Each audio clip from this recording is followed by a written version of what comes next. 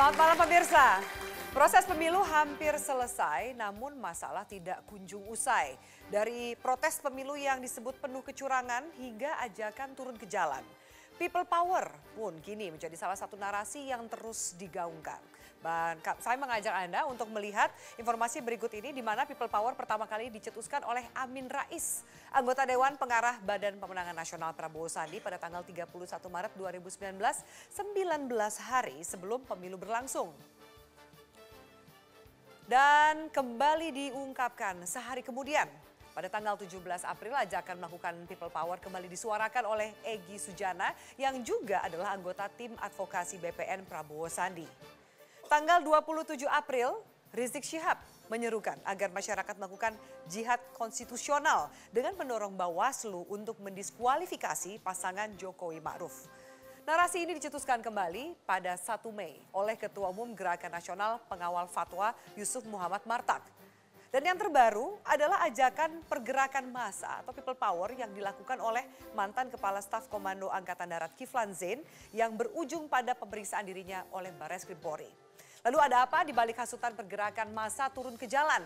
Inilah opsi pada malam hari ini, Geger People Power.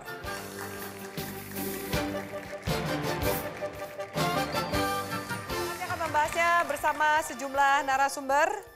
Langsung saya perkenalkan, pertama sudah hadir Sekjen Partai Nasdem Joni G. Plate. Selamat malam, Pak Joni. Dan juga Wakil Ketua Umum Gerindra Ferry Juliantono. Bang Ferry, selamat malam. Pakar Hukum Pidana Jamin Ginting, Bang Jamin, selamat malam.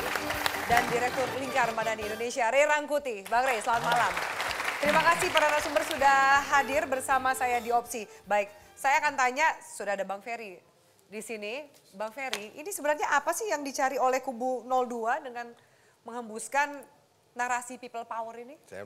Pertama saya udah lama nih nggak ke Metro nih. Senang sekali betul Bang Ferry lagi nih di sini Metro. ya. Pertama karena tema hari ini penting sekali untuk disampaikan. Yang pertama adalah bahwa kalau sikap dari Badan Pemenangan Nasional Prabowo Sandi, sekarang selain mengawal proses rekapitulasi suara yang ada, yang minggu ini juga sudah hampir selesai prosentasenya dan akan sebentar lagi diumumkan juga real count-nya. Tapi di saat yang sama kami juga mendapatkan banyak masukan dari masyarakat, bukti-bukti berupa video dan dokumen-dokumen fisik yang disampaikan kepada kami dan setelah itu kami sortir, kami pilah dan kemudian kami sampaikan ke Bawaslu dan DKPP sebagai institusi yang memang berkompeten dan relevan untuk disampaikan laporan-laporan terhadap dugaan-dugaan pelanggaran dan dugaan kecurangan yang ada. Jadi, kenapa tidak ditunggu hasilnya? Kenapa harus ada narasi people power dari sebelah sana? Ini dulu. Jadi memang salurannya adalah ke Bawaslu dan DKPP. Dugaan pelanggaran dan kecurangan itu sudah disampaikan resmi dan bagi kami evaluasi terhadap pelaksanaan pemilu 2019 ini memang ada beberapa catatan gitu yang harus kami sampaikan juga. Pertama tentu ya dengan sangat berat hati kami menyampaikan bahwa memang kami berpendapat menduga ya ada pelanggaran penggunaan institusi negara. Ada dugaan pelanggaran berupa penggunaan sumber daya dan keuangan negara. Ada dugaan pelanggaran terhadap netralitas aparatur sipil negara. Keempat, kita juga mendorong lebih jauh, lebih lanjut tentang wafat, meninggal dunianya, gugur para penyelenggara KPPS yang ada di seluruh Indonesia yang jumlahnya sekarang 500. Apa kaitannya itu? Saya nggak tahu. Kita menyampaikan kepada pihak yang berkompeten dalam ini ke polisian. Ini buktinya semua ada kan? Komnas HAM karena dan itu lebih dari 3.000 orang yang penyelenggara pemilu yang sekarang masih dirawat di rumah sakit di seluruh Indonesia dan itu kita mendorong supaya itu dilakukan penelitian penyelidikan lebih jauh lebih lanjut.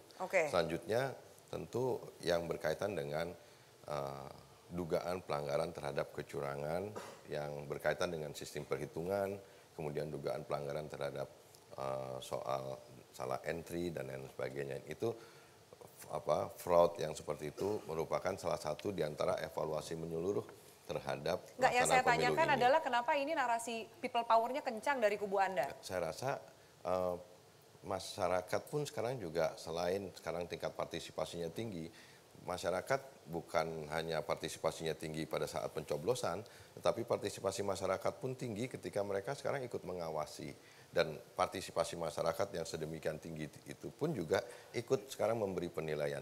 Terbukti kami sekarang banyak menerima banyak masukan, ini juga kan partisipasi masyarakat. Dan oleh karena itu masyarakat pun juga sekarang nggak tidur juga, mereka melek juga, mereka melototin, mereka menyampaikan kepada kami, dan kami menyampaikan kepada institusi yang relevan dan berkompeten. Dan itu menurut saya yang Anda setuju people power tapi mewakili people BPN? power itu sebuah narasi yang selalu sekarang ya belakangan ini dikaitkan dengan penggunaan kekuatan massa yang inkonstitusional. Padahal Mbak Afi, yang namanya demonstrasi, yang namanya aspirasi penyampaian pendapat, aksi damai, bahkan protes damai itu diatur oleh demokrasi, diatur oleh undang-undang. Boleh kok. Nah ini kan yang nggak boleh adalah kemudian kalau menggunakan massa dalam pengertian terus kemudian ada kerugian material berupa pengerusakan dan lain sebagainya, itu baru sebab-sebab yang lain. Tetapi kalau aksi damai, protes damai, demonstrasi, silakan. Itu kebebasan ini demokrasi, boleh kok. Oke, Bang Joni, Anda menanggapi, silakan. Ya, yang pertama pasti ya, berbicara people power saat ini terhadap penyelenggaraan pemilihan umum itu sangat tidak relevan, ya. Itu out of topic, bukan topik kita. Topik kita seharusnya saat ini justru mengawal proses lanjut dari pencoblosan yang dilakukan oleh rakyat itu, sehingga hasil pemilihan umum kita ini nanti legitim. Itu yang justru menjadi fokus kita.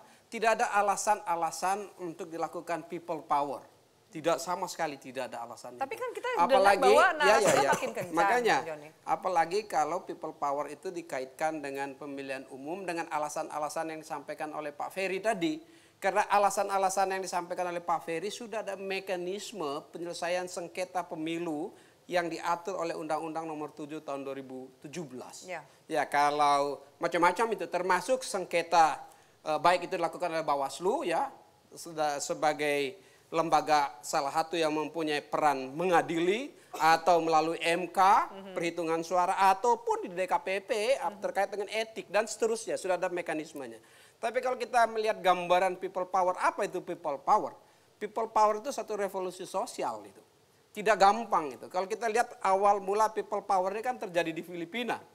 Ya, tahun 86 di mana Commission on Election-nya, COMELEC itu KPU-nya Filipina saat itu ditunjuk oleh Presiden Marcos, ya, ditunjuk oleh Presiden Marcos. Dan saat itu ada NAMFREL, ya, ada National City Movement, ada semua. Pada saat itu people power juga didukung oleh rakyat, ya, didukung yang oleh rakyat. Hari ini sama sekali berbeda dengan situasi itu. KPU-nya dipilih oleh fraksi-fraksi yang ada di DPR RI, dilakukan fit and proper test, termasuk fraksi-fraksi yang ada di pasangan calon 02, ya. Tidak ada itu NAMFREL di Indonesia ini, tidak ada, ya. Lalu tidak juga didukung oleh militer, tidak ada unsur lembaga intelijen asing yang mendukung. Maksud itu. Anda tidak akan terjadi? Semuanya itu tidak ada. Justru sekarang ini ya tidak relevan kita ngomong people power, apalagi mendorong adanya people power. Ya itu sangat sama sekali tidak relevan dengan pemilu kita. Justru sekarang yang harus didorong adalah partisipasi publik untuk melakukan pengawasan bersama terhadap rekapitulasi yang saat ini sedang dilakukan oleh KPU. Karena apa? Karena apa? Ini people power ini kan untuk free election. Kita sudah melakukan luber kok. Langsung umum, bebas dan rahasia. Persoalan sekarang adalah jujur dan adil di perhitungannya. Marilah kita kawal baik-baik sehingga penyelenggara pemilu yang dipilih oleh fraksi-fraksi di DPR RI termasuk fraksi Gerindra, PAN, Demokrat ya yang sudah pilih itu juga ya penyelenggara pemilunya, pelaksanaan pemilunya bagus dengan baik juga, dan hasil pemilunya juga nanti harus legitimate. Ini yang harus kita kawal. Bang Rey, kalau Anda lihat, kalau tadi saya bacakan beberapa kronologi soal wacana atau narasi people power yang dihembuskan. Bahkan saya kutip juga Amin Rais mengatakan kalau nanti terjadi kecurangan kita tidak akan ke MK, nggak ada gunanya, kita people power. People power adalah sah. Jadi kalau Anda lihat sebenarnya ini kenapa ajakan ini sudah direncanakan bahkan jauh hari sebelum pemilu? Ya, kalau saya lihat sebetulnya ada dua peta ya. Peta pertama adalah partai-partai resmi pendukung 02 yang sepertinya menghindari diri dari kegiatan yang disebut dengan people power ini gitu. Misalnya Demokrat jelas-jelas tidak menjadi bagian itu ya. Ya. PAN saya pikir juga tidak, meskipun ada Amin Rais, tapi PAN-nya sampai sekarang juga mengatakan kita menunggu proses tanggal 22 gitu. Bahkan mereka juga seperti menghindari polemik yang mengatakan bahwa pemilu ini curang misalnya begitu. Jangankan ke people power, mengatakan pemilu curang saja pun kelihatan PAN juga agak menghindarkan diri gitu. Paling dekat mungkin adalah PKS gitu. Bahkan Gerindra sekalipun menurut saya tidak melakukan upaya-upaya untuk menaikkan isu soal yang disebut dengan people power. Jadi ya. ini siapa dan untuk Nah apa ini segmen nih lain mereka gitu. bermain? Segmen lain kelihatan, tetapi tidak bisa juga nggak dikaitkan dengan 02. Karena aktor-aktornya juga itu kan bagian dari 02. Meskipun secara legal formal, secara apa namanya hukum, 02-nya nggak terlibat aktif. Bahkan partai-partai sepertinya, ya Anda bisa bayangkan, Demokrat saja mempertanyakan 6-20% itu dari mana gitu loh kira-kira ya. Ya Sandiaga sendiri juga mengatakan saya juga nggak tahu dari mana 62% itu munculnya gitu. Jadi di antara mereka sendiri tidak ada kesepakatan soal angka 62% yang dikayakini sebagai angka kemenangan dari 02 gitu. Nah ini kelihatan dugaan saya adalah ya kalau saya baca secara umumnya sekarang ini adalah kelompok yang secara struktural bukan bagian dari 02-nya. Tetapi tidak terkait dengan mereka gitu. Nah oleh karena itu istilah saya itu sekarang kelihatan yang sangat konsen untuk mengadvokasi soal dugaan adanya kecurangan yang masif ini hanya tinggal dua. Pertama tentu saja Gerindra, dan mereka memang salah satu yang ikut maju terus gitu. Dan yang kedua adalah anggota atau jamaah dari Ijtima Ulama yang kemarin. Jadi tinggal itu aja sebetulnya gitu. Nah istilah itu pertama. Nah yang kedua ditahan dulu. Di Bang Rey harus saya tahan. Kita harus jeda. Nanti lanjutkan supaya bisa menyambung tanggapan dari Mas Ferry. Sesaat lagi hanya di Opsi.